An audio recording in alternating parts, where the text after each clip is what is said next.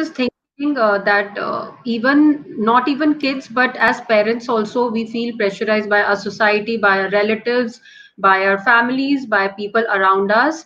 And we, I think, with our belief system and our habits, inculcate that peer pressure in kids, in the sense, in the terms of, don't wear these clothes in front of them, don't carry Exactly. in front of them, don't, behave like this in front of them. So, what do you have to say about it? This is what I've told you in the beginning. It starts from home. Mm. You know, when little children, they're very small children, innocent children are waiting for some guests, right? So mother puts all the beautiful biscuits and the namkeen and everything very nicely. She's arranged, and she's waiting for the guests to start. These are innocent children, and they are, twisting and turning on the seat because the mother has not given them the signal that they can eat now. They're itching to put their hands out on that little biscuit and put it into their mouth because they're the ones who are going to be enjoying that the most. And yet they cannot do it because the mothers told them, no, you cannot do that. You can eat only after they have left. A girl is told that once you get married, finished, out. You have to live with them. As I told you earlier, till your death, you're dead in that family. A bride comes into the new family. She's supposed to have a pallu in some houses. Of course, there are different family backgrounds. And then the husband feels that, his parents are going to be offended if she does not have the pallu. So he urges her, pallu rakh, abhi sasur aa rahe hain, pallu rakh. Slowly, it becomes a habit. So he is actually pressurizing her. She's finding it difficult to roll out the roti and chapati there for the dinner, sweating it out. She wants to have it out so that she can get some fresh air. She can't do that. She can't do that because she has to have the pallu on. And God forbid if it falls by accident. She has a load of questions to answer. So it all comes first from the family, the social background, seeps into the children in school, follows it up into college, goes into the workplaces, and even in married life, it's like that.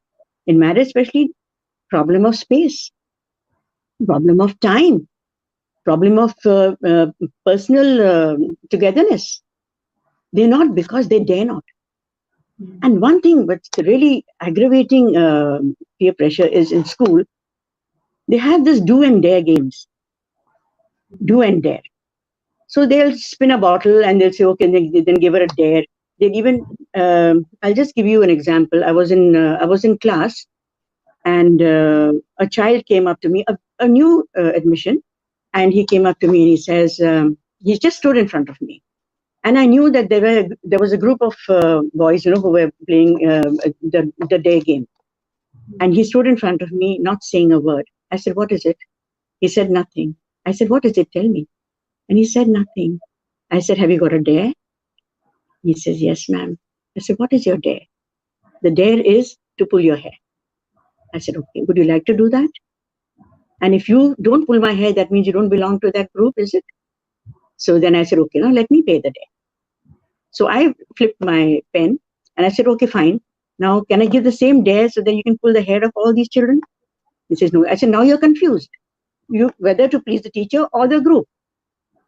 So in that case, what happens is, that the child gets totally torn between people. And those dares, and if he doesn't do it, he doesn't belong to the group, you see. He's an outcast. So this is how it just develops into, it's very cancerous, let me tell you.